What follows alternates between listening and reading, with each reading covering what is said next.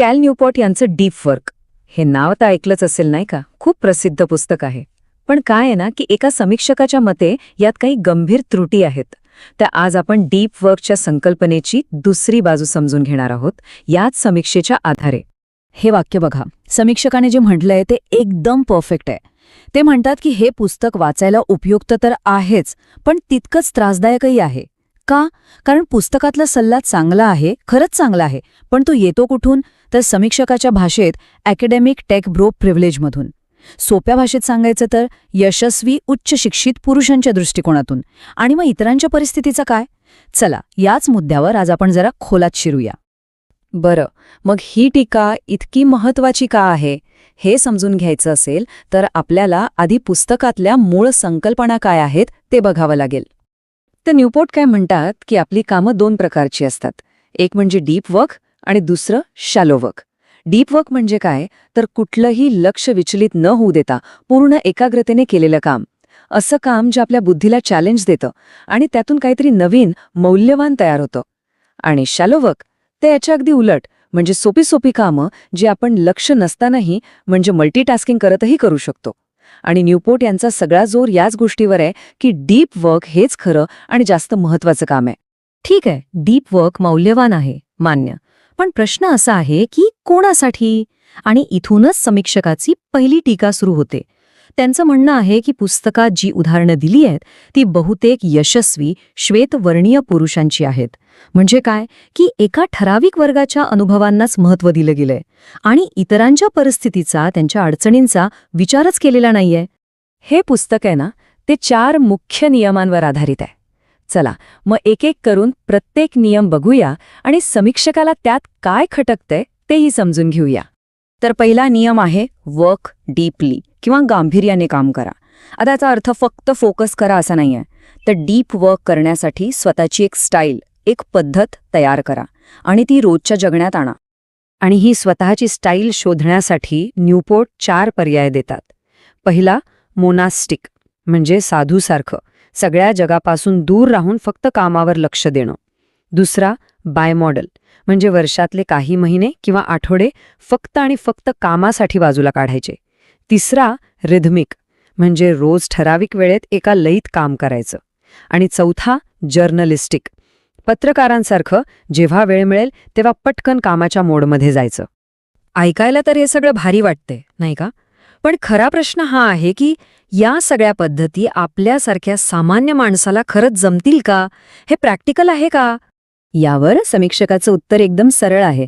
ते म्हणतात की अहो, पहिली जी मोनॅस्टिक आणि बायमॉडेल पद्धत आहे ना, ती फक्त काही मोजक्या नशीबवान लोकांसाठी आहे.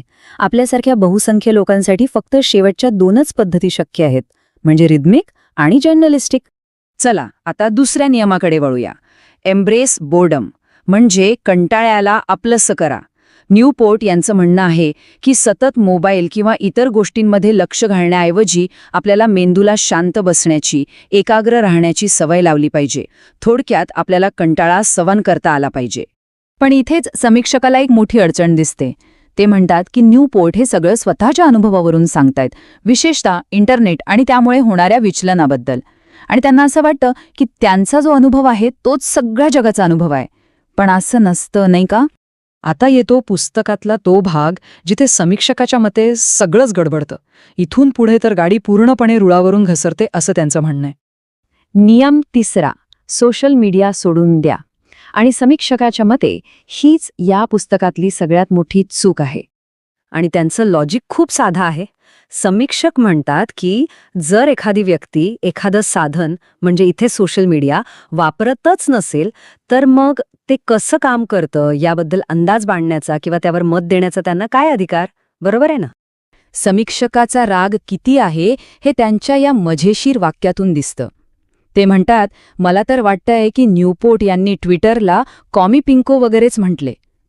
यातून त्यांना हेच सांगायचंय की न्यूपोर्ट यांचा सोशल मीडियाकडे बघण्याचा दृष्टिकोन किती टोकाचा आणि पूर्वग्रह दूषित आहे.